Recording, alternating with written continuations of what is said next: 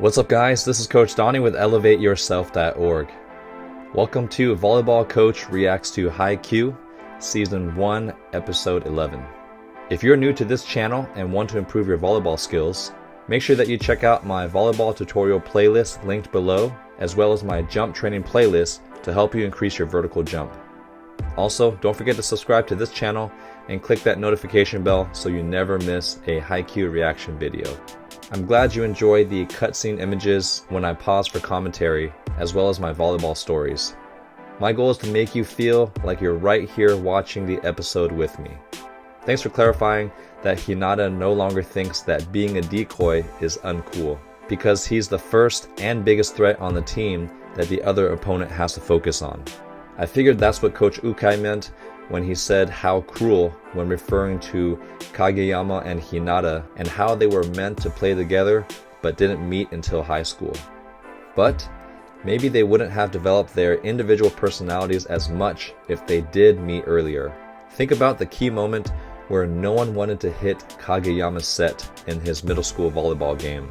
If he didn't have that traumatic experience, he still might be the king and would have never changed, because you know that Hinata would have hit every single set for him.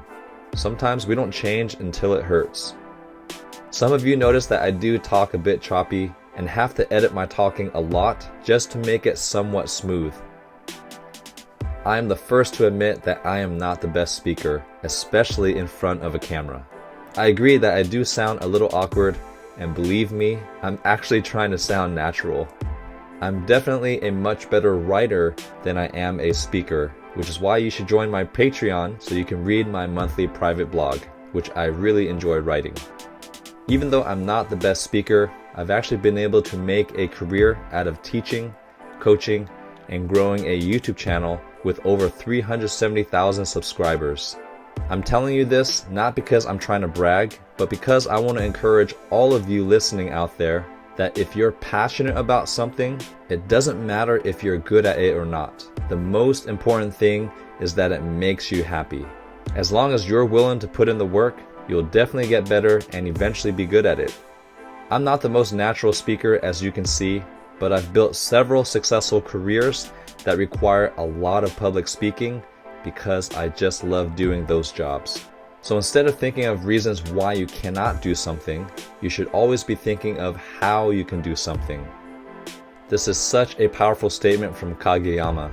If you don't believe in yourself, then believe in me who believes in you. Kageyama should be a coach one day. I realized that after editing my last video, I was mixing up my T-name characters. There's just so many people to keep track of. The good news is I like both Takeda and Tanaka a lot. If you've been enjoying these reaction videos, then please consider supporting me on my Elevate Yourself Patreon by signing up with the link in the description box. You'll also receive exclusive content like my monthly live Q&A sessions, monthly podcasts, my private blog, behind the scenes footage, and more. Also, the first 150 members will be entered into a giveaway to win a free lightweight hoodie and lanyard. Let's see what the decision is in episode 11. Training camp. That's exciting. Sometimes I loved practices more than I actually loved games because I just loved working on getting better.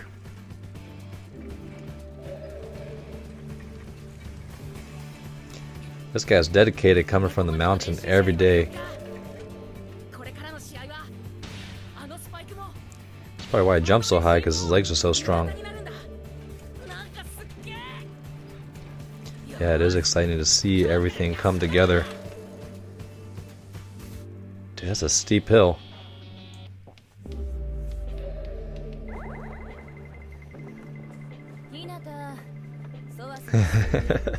He's probably too anxious about the training, or just couldn't wait to get to volleyball practice. I remember those days.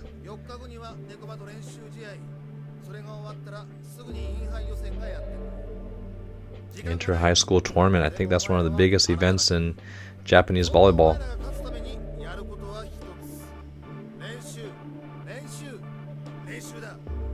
That's a good coach right there. He's ready.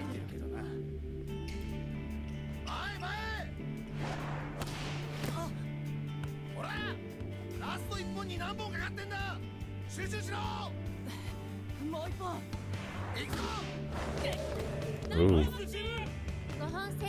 Let's go back at that one-handed dive technique. This is a really intricate detail that, of course, I am surprised, but I'm also not surprised that the animator included.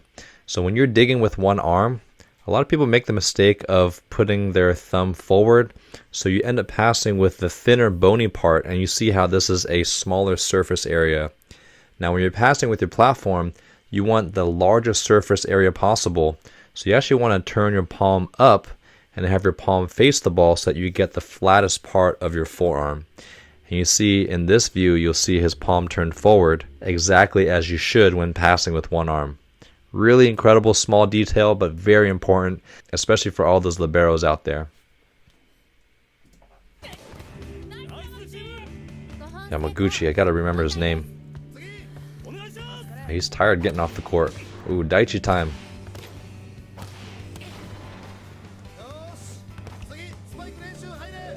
That's right, start with defense and ball control first.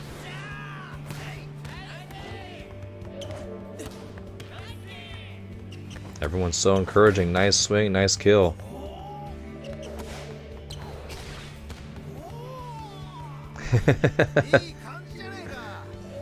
Yeah, get that new energy. Got a real coach running the practice.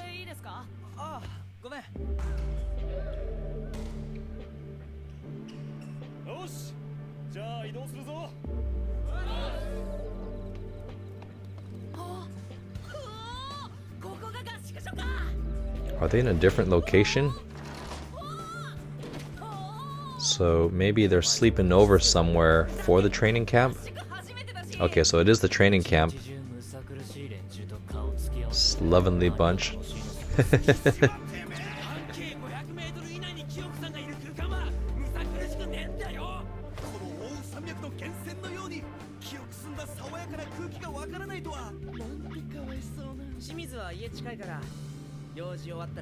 Shimizu. I wonder who that is. And why are those two on the floor like that?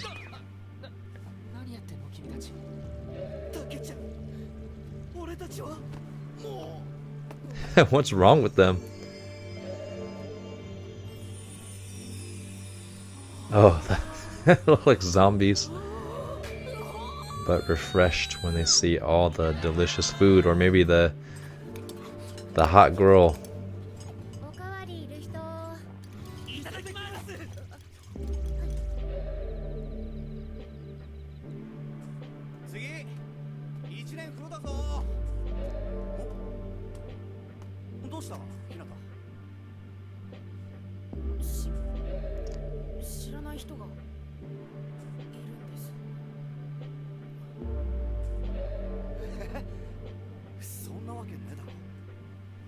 This is a creepy scene. It's like a ghost.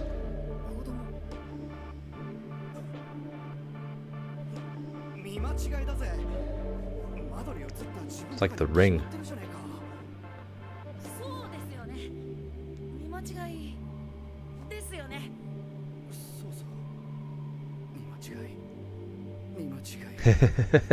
Yeah, he wants it to be a mistake. He doesn't want the Ring to come out and haunt him.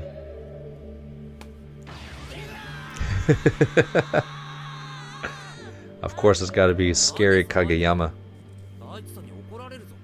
Like someone hit a serve in the back of his head. Oh, whoops. I think that's Nishinoya. Thought his hair looked different.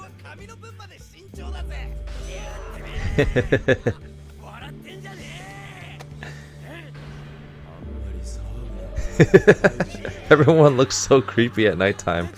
That's funny. Without their hair styled. That was such a funny scene.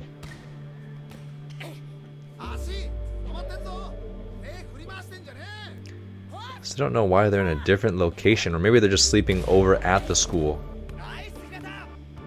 Okay, let's go over Hinata's digging form. I know I paused it at a seemingly weird moment, but this is actually a critical point to prove that when you're playing defense, you gotta make sure you start with your hands apart. A lot of people make the mistake when they're playing defense to form their platform first and then to swing to the side. That's what I call a golf swing. And the reason why that's not the best way to do it is it slows you down because you have to swing two arms at once held together. And then also it adds extra lateral momentum, so you have a higher chance of it shanking off to the side. When you're playing defense, you want to make sure you have your hands apart so that you can set the angle right away at where you're going to receive the ball. So you see here how Hinata's arms are separate as he's forming it right at the angle, and that's the ideal way to dig a ball when it's off center. So make sure you guys start with your hands apart and set the angle in one motion. It was a good dive too.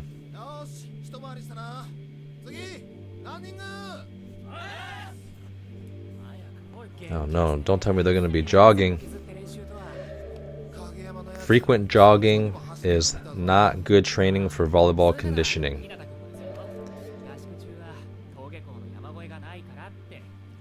Occasionally it's okay, maybe once, maybe twice a week, but more than that it's going to slow your nervous system down. It's going to make you slower on the court.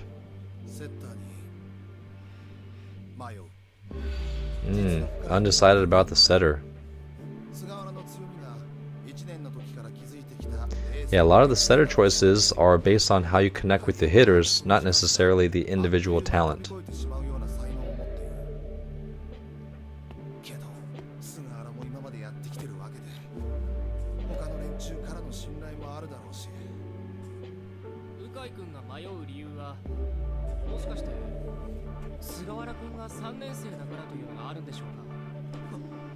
Yeah, maybe he feels bad that it's his last year and he wants to give him a good senior year.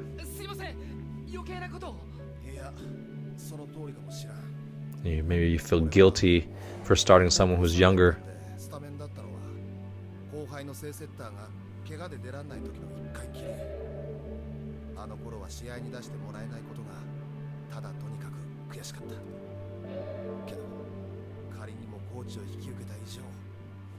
So he understands what it's like not to get selected for the starting lineup. So true. For all those coaches listening out there, he said something that was very perceptive. I can't make my player decisions based on how I'm feeling. And reactive coaching is one of the most dangerous forms of coaching. Not only will it get you more frustrated, it will frustrate your players and will cause you to make a series of bad decisions. And I see this all the time when coaches try to make decisions to make their players happy. But at the end of the day, you're the adult and you have to make what is right for the team for long-term happiness and gratification, not what's going to shut players up or going to please certain players that are bothering you or kissing up to you the most. And having someone like Takeda is really important, who thinks differently than you, so you can bounce ideas, but more importantly can keep you in check to make sure that you're making decisions for the best interest of the team and not because you have certain favorites or are trying to please certain players. Okay, hill sprints are actually really good for volleyball training, but long-term, low-intensity jogging is not good. Hinata's only got one speed. That's 100%.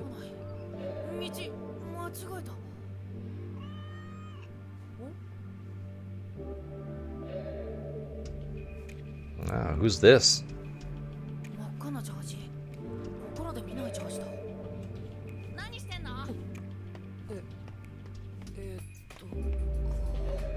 Is that a guy or a girl?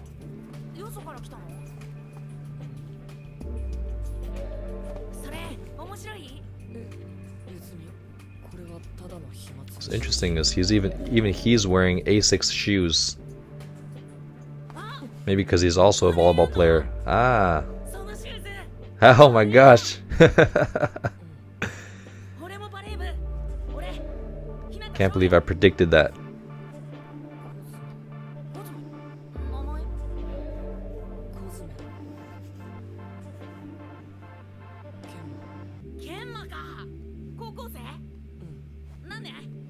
Ooh, another recruit. I still don't know if they're on Karasuno or if there's some remote training camp area, but their gym looks like their usual gym. So maybe training camp just means they sleep over and they train all day like a dedicated block.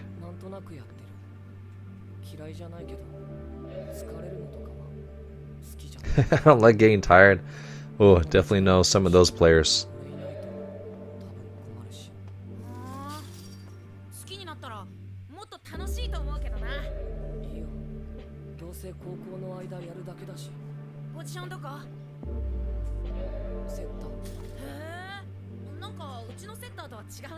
Ooh, to have 3 setters on the team. That's pretty challenging to manage for a high school team.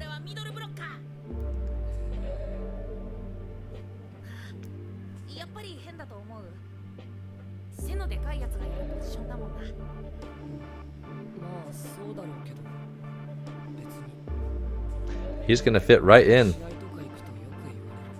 He probably stands out as considered a weirdo, but he doesn't care.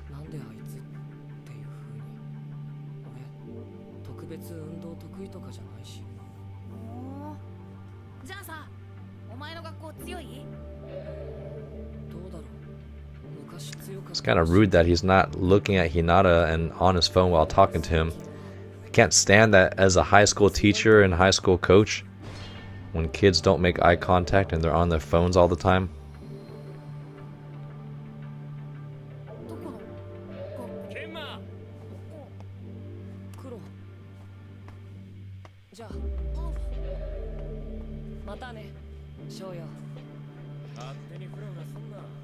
That was an interesting exchange. Wonder what school he goes to.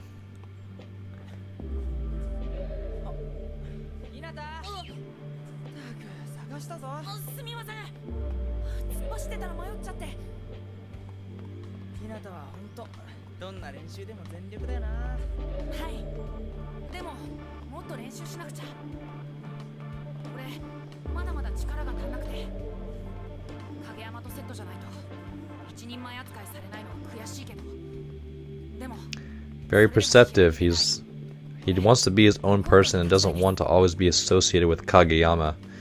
That's the right idea. I understand that.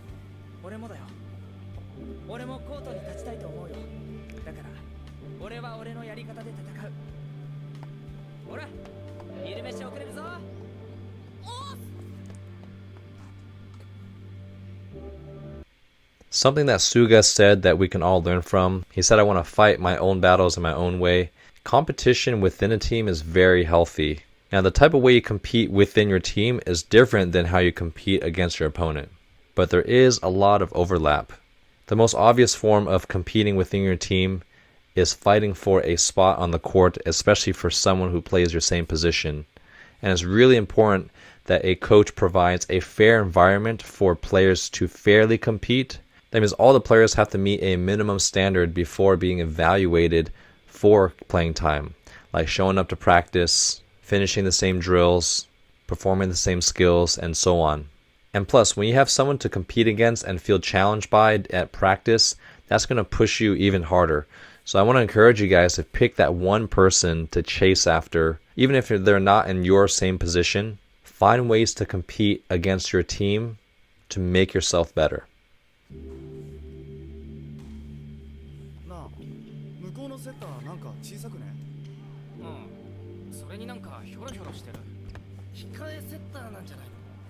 I wonder why they're... Oh, he's from Neko.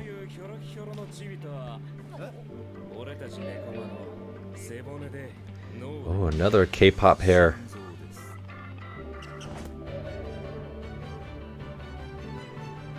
What's gonna happen here? Oh, he got on his first try. What's gonna happen this time with Suga? He got it on a couple bounces. That's an analogy for how Suga feels relative to Kageyama. Can kind of do the same thing, but not as good.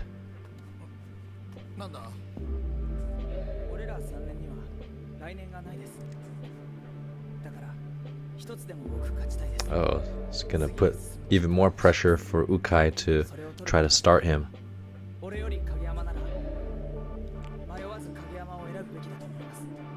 Man, what a good team player.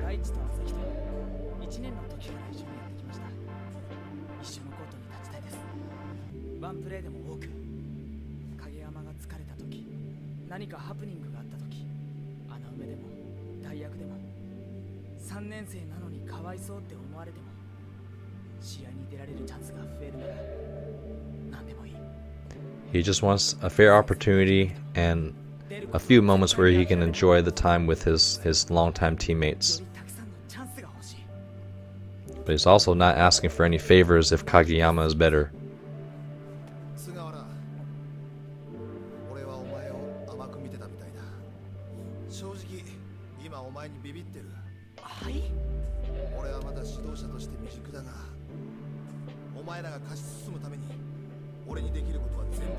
I really like this honest conversation.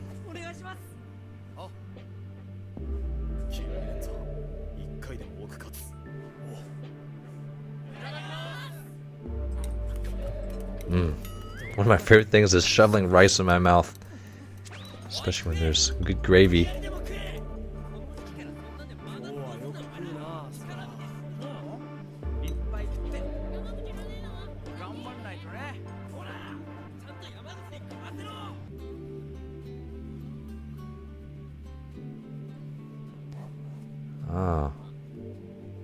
Studying the game plan. I like it.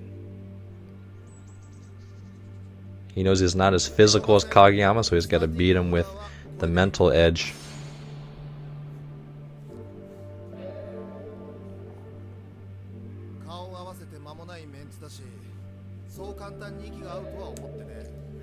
So he is going to change the rotation.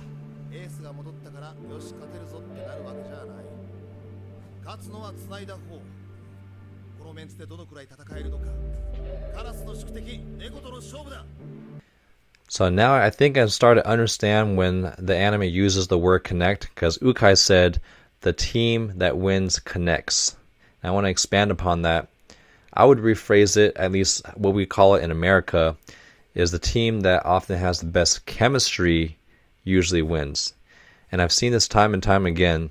You might have a team of superstars where you have 6 talented players that are all really great on paper, but get beat by a team with less talented players, but have either been playing longer together or have a better system and are more cohesive.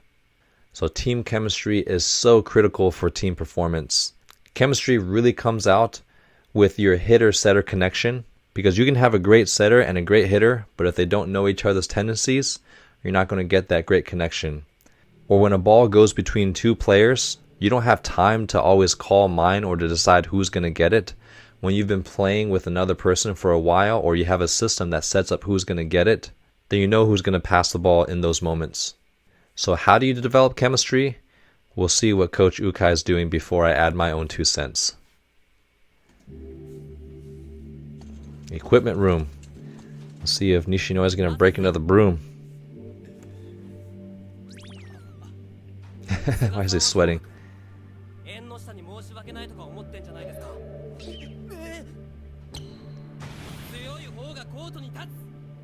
That's right, you gotta earn your spot. Don't do people favors.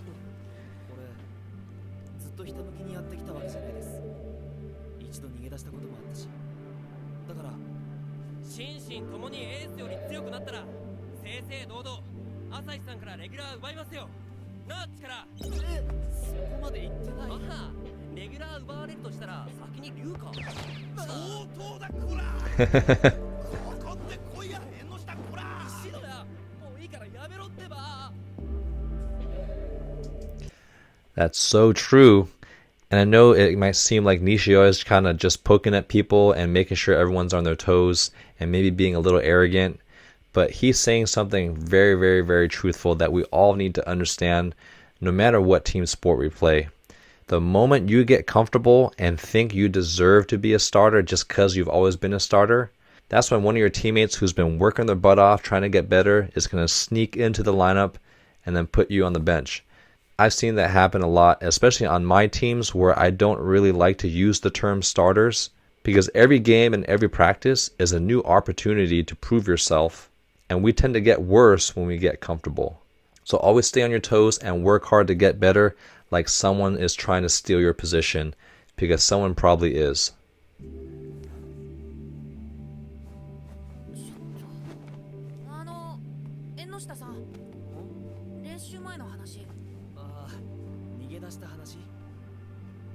I think he's also a third year, but maybe didn't play a lot.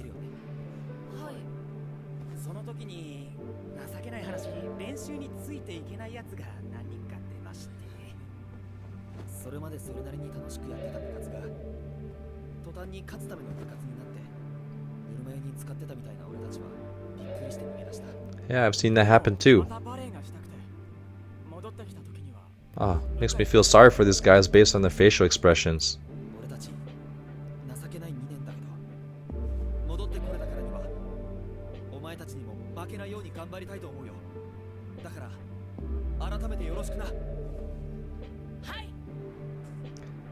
Man, such a cool dynamic. There's people of all different roles that the author is identifying.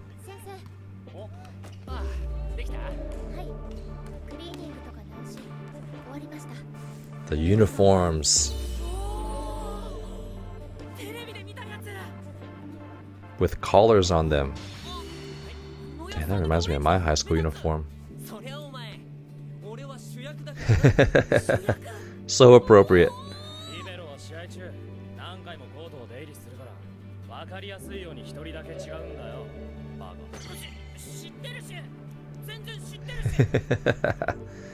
That sounds like a comment that Tsuki would make.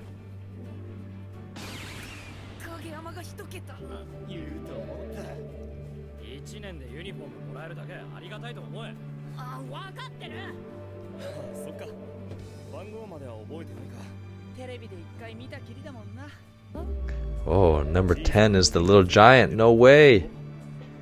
What an honor. This has got to be a prophecy for who Hinata is going to become later in the seasons.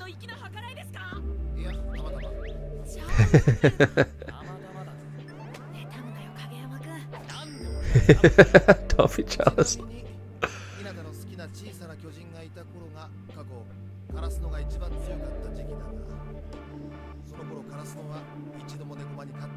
Oh, still lost to their Neko rival. That's right. Always opportunities to change and defeat history.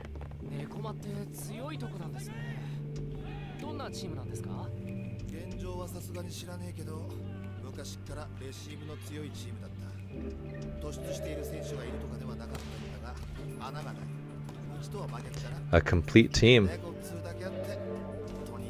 That's right. Oh, beautiful passing form. That's frustrating. Oh, there's the emo setter.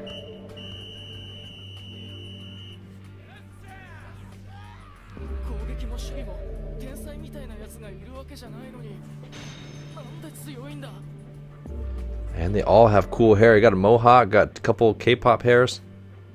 The guy in purple mentions something that reminds me of what I like to say to my teams, is that defense kills. Usually we use the word killed as a way to score a point off of a spike, but having great ball control and minimizing errors also will score points indirectly, because you can tire a team out by just keeping the ball in play, and you can dig a team to death where you start to force them to make errors because they end up overswinging and getting frustrated. So I think that's what he's referring to for Neko.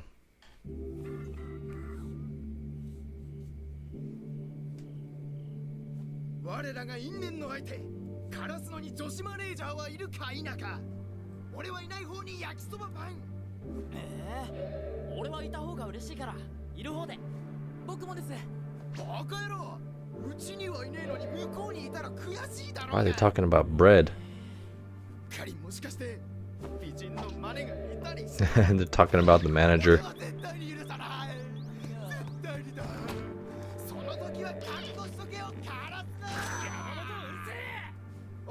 This is a strange team. Oh, this is the setter that is probably pretty good, but isn't really into it.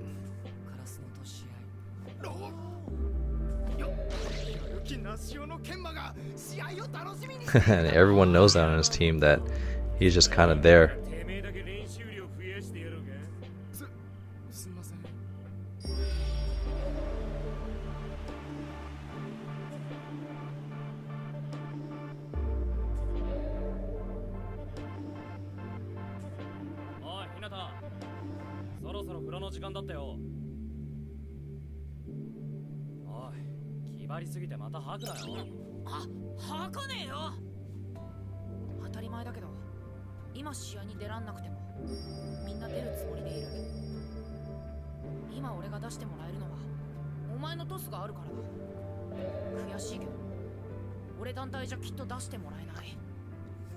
Yeah, he doesn't want to have to depend on Kageyama.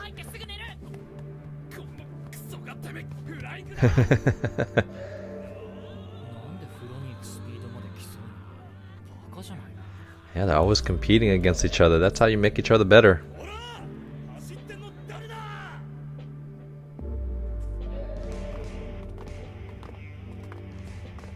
And everyone's got ASICS shoes, no matter what team they play on. This is a great sponsorship. Karasuno versus Nekoma. That was a cool way to end the episode. Here are my immediate reactions to episode 11. The first thing that comes to mind is how the author has been identifying all the little subgroups on a volleyball team. You have your arrogant players, your go-to hitters, your athletic players, your hyper players, then the players that usually sit on the bench that are hoping to get selected to play, and then that in-between group that wanted to just join the team because they like playing volleyball casually, and then when it became too competitive, it wasn't fun for them anymore, and so they quit. But now they're coming back to try to have a good last year of volleyball. So you got this whole spectrum of all the different types of perspectives from a single volleyball team, and it's actually a very realistic picture of all the different social levels on a volleyball team. It's really cool how the anime is not just a story about volleyball games and a team getting better and winning over time. It's really about the individual stories and how these individuals evolve as people. You have Hinata, where in episode 1 he was just trying to get people to play volleyball with him so he can compete. Then he made it on a volleyball team. Then he's trying to deal with pressure. Then he has some confidence issues.